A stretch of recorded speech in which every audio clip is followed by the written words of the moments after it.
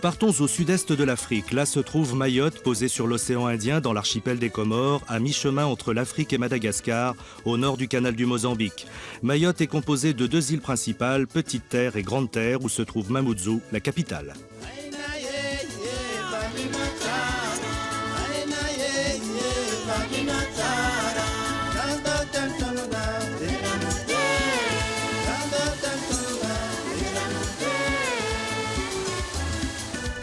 Lorsque l'on arrive ici, souvent après un long voyage, la beauté des paysages, la richesse des couleurs rappellent immédiatement que la grande sœur africaine n'est pas loin. Elle a marqué la terre, mais aussi les hommes qui la peuplent. Collectivité territoriale française depuis 1976, la population mahoraise est à majorité musulmane.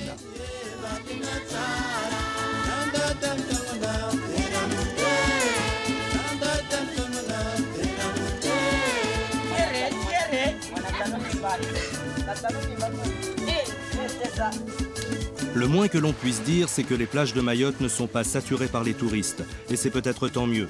Il existe encore quelques endroits du bout du monde qui ont su conserver leur rythme de vie et leur tradition séculaire. L'île est entourée par l'un des plus grands et des plus beaux lagons du monde, un milieu naturel qui depuis 1997 est étudié, surveillé et protégé par la brigade du lagon de Mayotte.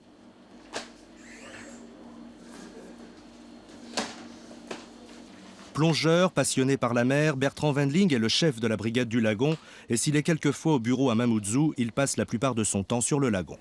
Eh bien, on se trouve ici au service des pêches qui est situé à Mamoudzou et puis on va aller rejoindre l'équipe de la brigade du lagon qui se trouve en bas au ponton en face du port de Mamoudzou. On va aller essayer de sortir, il y a un peu de vent, je vois, je ne sais pas s'il y aura beaucoup de bateaux mais enfin on va voir ce que ça donne.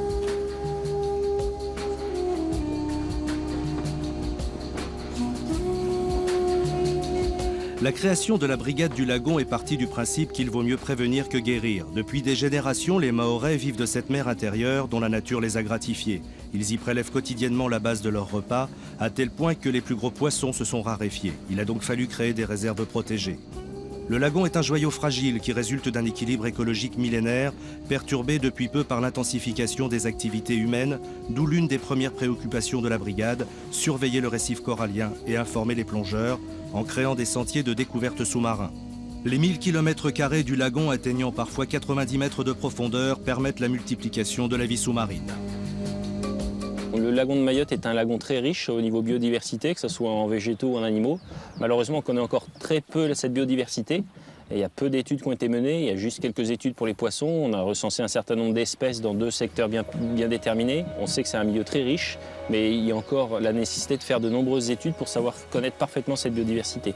Au sein du lagon de Mayotte, il y a des espèces qui sont résidentes, qui vivent toute l'année ici, telles que les tortues, telles que certaines espèces de dauphins. Par exemple, on pourrait citer le grand dauphin gris qui vit à l'intérieur du lagon, c'est celui qu'on rencontre dans les Marineland, qui est très joueur, avec lequel on peut jouer facilement. Il y a ce qu'on appelle des stènelles, qui vivent en général à l'extérieur du lagon, il y a plusieurs espèces. Il y a des péponocéphales qui vivent aussi à l'extérieur du lagon et qui rentrent de temps en temps. Donc on rencontre une grande diversité en mammifères marins en général. On a la chance ici sur Mayotte d'avoir un animal qui s'appelle le dugong et qui est de la famille des siréniens. Donc il y a 2 représentants au monde seulement, il y a le dugong et le lamantin. Ici sur Mayotte, on a quelques dugongs qui sont bien évidemment protégés, qu'on peut avoir la chance de rencontrer de temps en temps. Mais il y a aussi des espèces qui sont de passage, des espèces migratrices, telles que les baleines à bosse, qui viennent dans le lagon de Mayotte entre fin juillet jusqu'à fin décembre, des fois fin janvier. Ces baleines, elles viennent du sud et elles viennent ici pour mettre bas et puis surtout allaiter leurs petits. Donc elles rentrent à l'intérieur du lagon, puisqu'on le disait tout à l'heure, il y a des ouvertures, des passes tout autour de ce lagon-là. Elles rentrent, elles sont à l'abri avec leurs petits et ça permet aux petits d'allaiter. Enfin de manger à l'intérieur du lagon et puis d'être relativement à l'abri des prédateurs qui peuvent être présents à l'extérieur du lagon.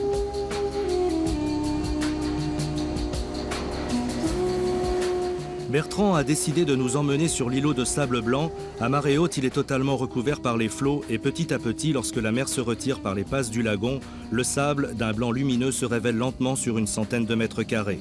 Le lagon est immense. La brigade ne dispose en proportion que de peu d'hommes et de seulement 2 bateaux, mais il y a une réelle volonté et une grande détermination pour remplir au mieux sa mission. La brigade du lagon sort avec un bateau ou 2 bateaux en fonction des missions qui leur sont allouées. Sur chacun des bateaux, il y a au minimum 2 agents, donc au minimum un agent sermenté. Et les zones réserves sont plus particulièrement visitées, ainsi que l'ensemble du lagon. Donc les gens partent soit de bonne heure et reviennent tard le soir, soit des missions de nuit sont effectuées également pour surveiller les zones réserves en période nocturne. Au niveau de la répression, en fonction de la gravité de l'infraction, soit on informe juste les gens si l'infraction n'est pas très grave. Si l'infraction est plus grave, par contre, on peut dresser procès-verbal d'infraction, effectuer une appréhension et ensuite une saisie du matériel. Une des particularités de la Brigade du Lagon, c'est bien évidemment qu'elle fonctionne avec des Mahorais. C'est indispensable que les Mahorais s'impliquent directement dans la protection de leur milieu naturel.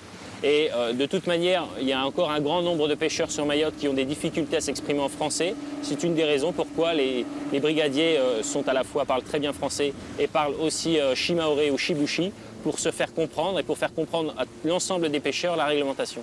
Chez certains brigadiers, il y a une réelle volonté de protéger leur milieu et ils ont tout à fait conscience de l'importance de leur métier.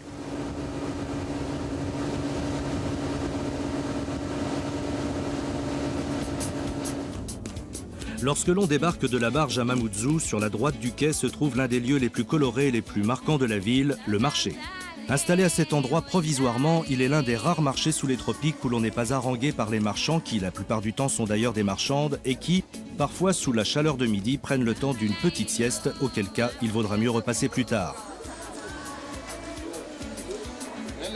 On y trouve évidemment quelques produits du lagon, mais comme on dit ici, qui veut du poisson n'a qu'à le pêcher.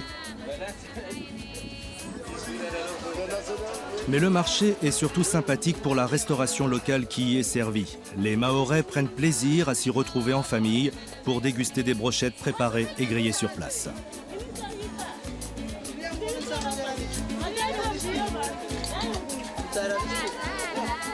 Largement fréquentée par les femmes, une partie du marché est consacrée aux produits de beauté. Les Mahorais sont très coquettes et les vertus de leur maquillage n'ont rien à envier à celles des grands laboratoires de cosmétiques. Ici, ils sont 100% naturels. Ne soyez pas étonnés si, dans cet univers où l'islam permet aux femmes de paraître à visage découvert, vous les rencontrez se promenant en toute liberté, drapés dans des étoffes légères et colorées, le visage couvert d'un masque de beauté. Noéline Médard et ses amis sont venus faire leur provision de matières premières. Bonjour. Alors, on est sur le marché de Mamoudzou. Là, on est venu ce matin justement pour acheter le nécessaire pour fabriquer les masques de beauté. Donc là, on est venu sur le bon stand, il y a un peu de tout. Alors là, on a la pierre pour faire le masque de beauté, c'est à base de corail. Alors on a le bois de santal, la matière de base, la matière première. C'est de la bonne qualité, madame? Oui, c'est la bonne qualité. Ça sent très bon. Je veux acheter la pierre parce que j'en ai pas pour l'instant. Je veux m'acheter un bois de santal. Un peu de graines en fait pour tout mon maquillage, donc un peu de sésame. Alors là, on a des pistaches. Donc je me prends un tas, des graines, le mouté, un peu de tam-tam, c'est une variété de graines. Je vais en prendre un sachet, ça me suffit pour toute l'année. J'ai tout le nécessaire pour faire un masque de beauté, les racines, les graines, la pierre et le bois de santal. Maintenant, vous allez venir avec moi, on va aller en petit air à Dzaoudzi. On va vous montrer comment on fait les masques de beauté et on va vous montrer les différents motifs qu'on utilise avec les masques de beauté. Au revoir, madame.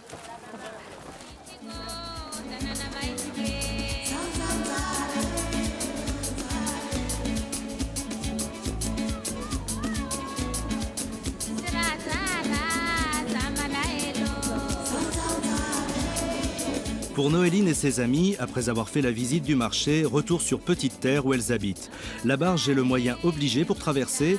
Rotation permanente, un quart d'heure suffit pour rejoindre l'autre rivage. Un quart d'heure de sourire et de fraîcheur mise en valeur par le maquillage.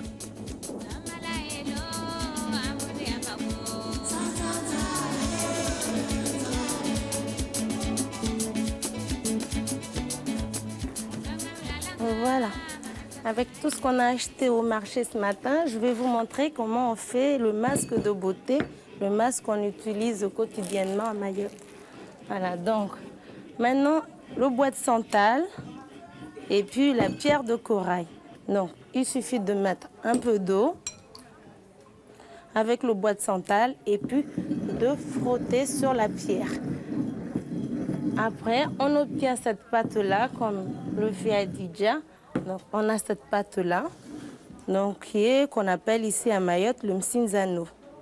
Donc, en fait, il y a différentes masques de beauté colorés de différentes façons. Donc, on a tout ça, Adidja les a déjà préparés. Donc, là, on a le msinzano jaune.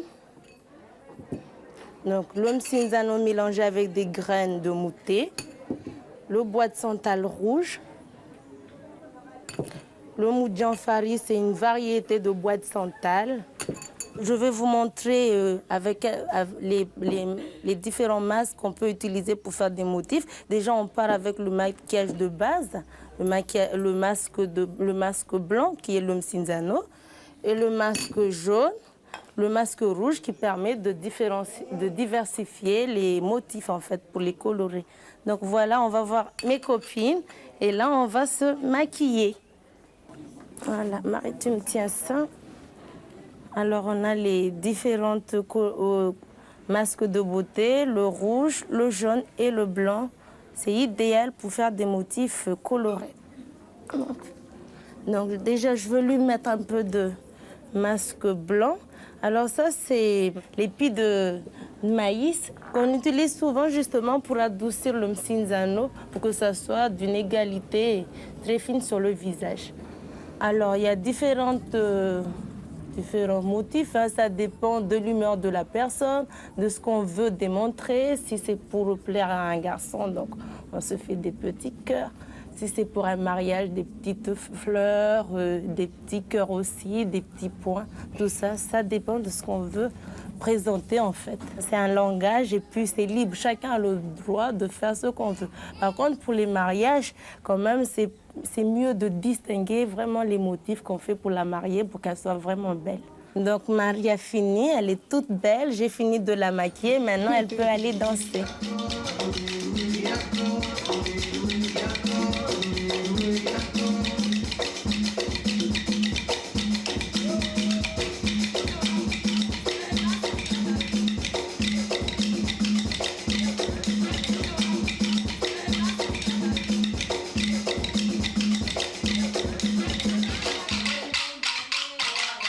Les fêtes tiennent une grande place dans la vie culturelle mahoraise et pendant ces fêtes, il est rare que la danse soit absente.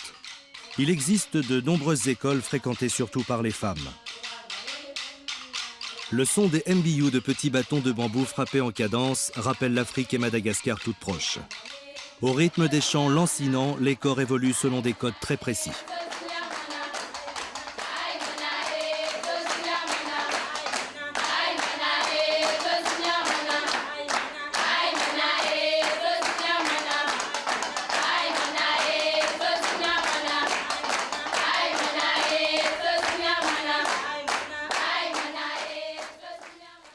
Au cœur de Mayotte, le bleu du lagon laisse place au vert de la forêt tropicale.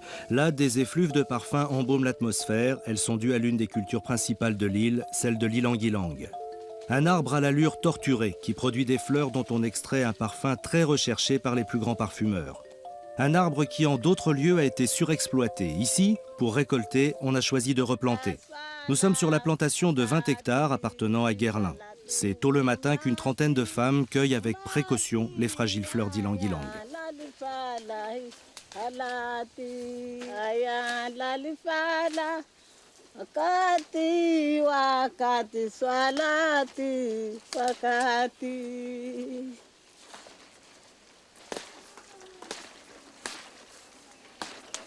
Franck Lillo a 31 ans. Depuis 1994, il a la responsabilité du bon fonctionnement de la plantation. Bien, voici un champ d'ilang. Donc, ces ilangs sont maintenant environ une trentaine d'années, 40 ans. Il faut environ 4 ans pour qu'un ilang soit mature, qu'il puisse commencer à produire. Il faut constamment, par contre, qu'il y ait quelqu'un qui taille les têtes tous les jours dans la plantation, parce que sinon, c'est un arbre qui monte à environ 18-20 mètres. Et donc, il est impossible après d'aller chercher les fleurs. C'est vraiment trop haut. Les femmes ne peuvent pas accéder aux arbres. Donc, il y a une personne qui coupent constamment les têtes des arbres. En ce qui concerne les fleurs, je vais vous en montrer une. La fleur se choisit à partir du moment, il faut qu'elle soit bien jaune et il faut qu'il y ait cette petite trace rouge sur le bord des pistils. Voilà. Là, on sait que la fleur est mature et qu'on va pouvoir la distiller, qu'on aura de bons résultats après dans les alambics. Les femmes cueillent environ chacune 20 kg. Pour nos alambics, il faut environ 200 kg. À chaque cueillette, on peut aller jusqu'à 300-400 kg. C'est une fleur qui ne se conserve pas, elle fermente tout de suite. On peut en conserver une partie durant la nuit, mais à ce moment-là, il faudra rajouter de la fleur fraîche le lendemain pour pouvoir avoir de bons résultats. Et de toute manière, nous allons aller à la plantation maintenant et vous allez voir comment on va procéder.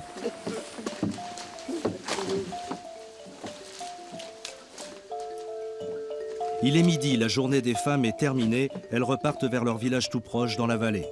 À la distillerie, les hommes ont mis le feu sous la chaudière depuis plusieurs heures car tout doit être prêt à l'arrivée des fleurs. Il n'y a pas de temps à perdre entre la cueillette et la distillation.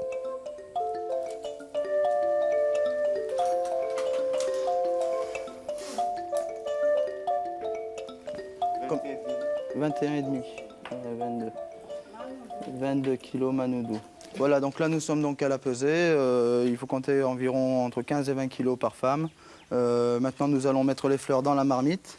Donc suivez-moi, je vais vous montrer comment ça va se passer. Bon, nous voilà donc devant l'alambic. Nous allons maintenant ajouter les fleurs à l'intérieur. Nous allons mettre environ 200 kg de fleurs. Et ensuite, nous allons refermer donc, le chapeau, mettre le col de cygne. Et là, il faudra attendre un certain moment avant que ça coule. Mais avant tout, nous allons d'abord mettre les fleurs.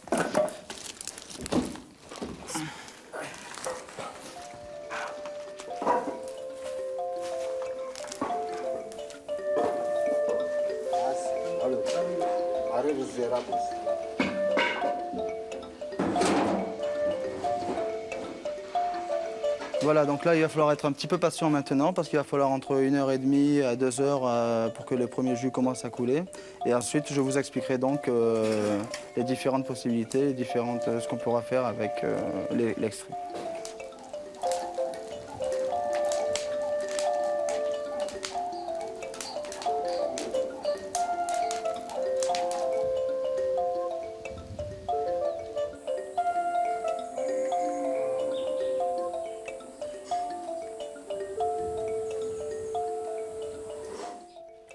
Voilà, donc nous arrivons à l'étape finale où nous allons pouvoir évaluer la qualité de l'extrait que nous avons recueilli tout de suite. Donc nous avons cette éprouvette.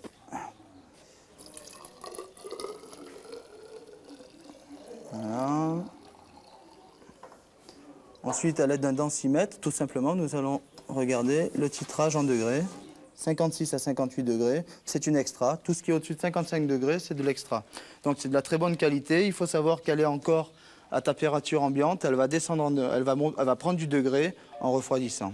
Ce jour-là, Franck était content. Le jus d'ylang-ylang était de très bonne qualité, résultat de beaucoup d'efforts et de beaucoup de patience.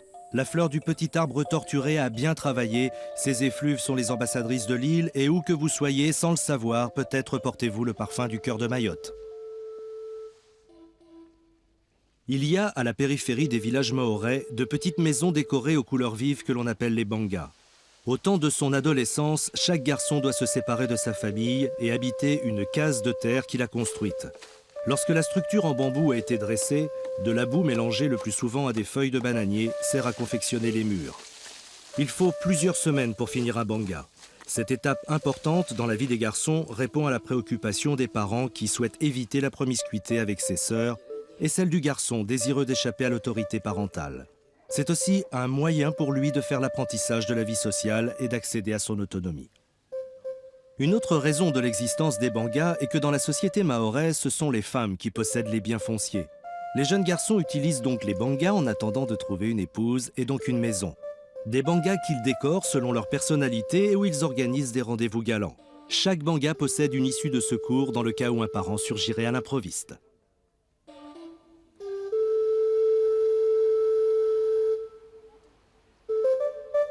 La pleine lune éclaire la nuit mahoraise.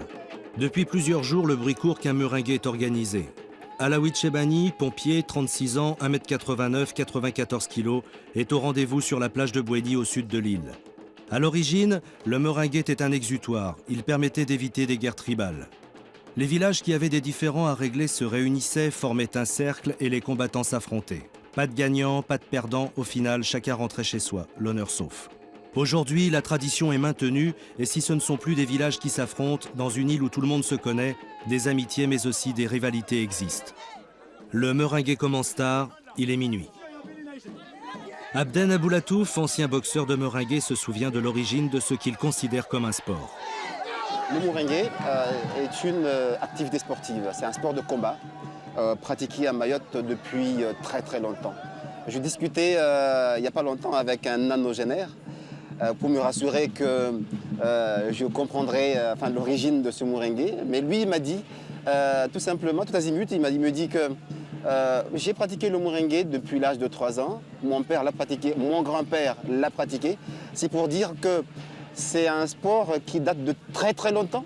Hein. On peut même remonter au début du 19e ou à la fin du 18e siècle. Le meringué, il est importé de l'Afrique et c'était une lutte. Mais le temps évoluant, c'est devenu aujourd'hui un sport de combat. Alaouit Chebani, notre pompier, cherche du regard un adversaire à sa mesure. Il est venu pour gagner. Le principe est toujours le même. L'adversaire trouvé, les deux hommes se défient et s'intimident. Très souvent ça marche et le combat n'a pas lieu. Après une période d'observation plus ou moins longue, sur le rythme lancinant des percussions, sous les cris exaltés des spectateurs, la tension monte et tout explose.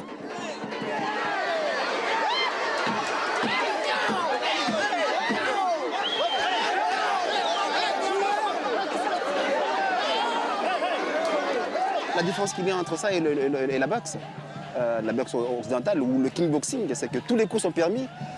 Mais dans le meringué, on ne peut pas donner des coups de pied, on ne peut pas mordre. Et puis normalement, la personne qui est tombée, on ne le suit plus. Parce qu'en fait, il est désarmé. Quand il est tombé, il est désarmé. Donc il y a ce respect-là. Il paraît qu'il y a eu des morts. Mais ce n'était pas... c'est pas un crime.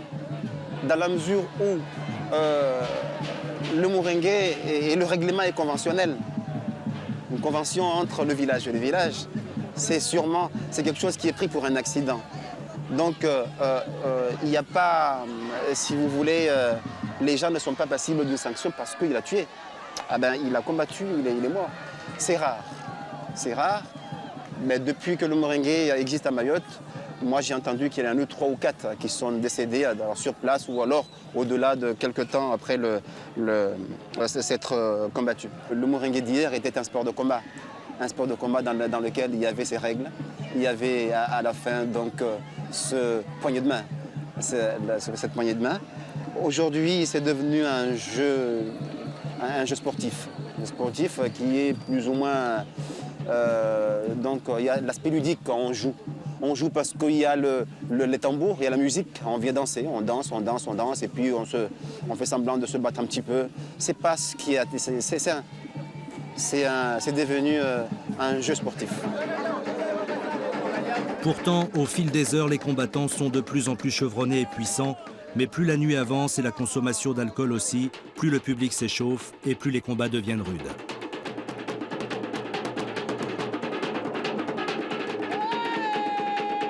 Il arrive parfois qu'un quinquagénaire optimiste se retrouve confronté à un jeune poids lourd sans scrupules.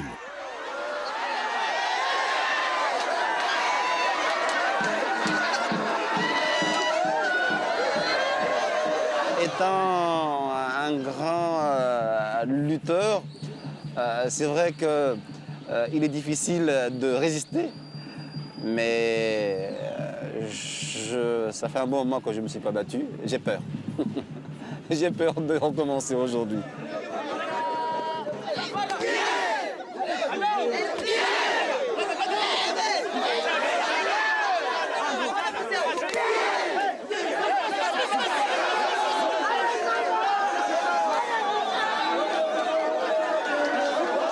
Le meringué a duré toute la nuit et c'est seulement au petit matin, lorsque la lumière du jour est revenue calmer les esprits des hommes épuisés par la lutte et la boisson, que chacun, ni perdant ni gagnant, est rentré chez soi. Alors, comme toujours à Mayotte, les rires des enfants ont glissé sur les eaux calmes du lagon. Des rires qui peut-être se moquent un peu du tumulte du reste du monde. Méconnus et souvent oubliés, à Mayotte depuis toujours, la vie s'écoule tranquillement au rythme du temps qui passe.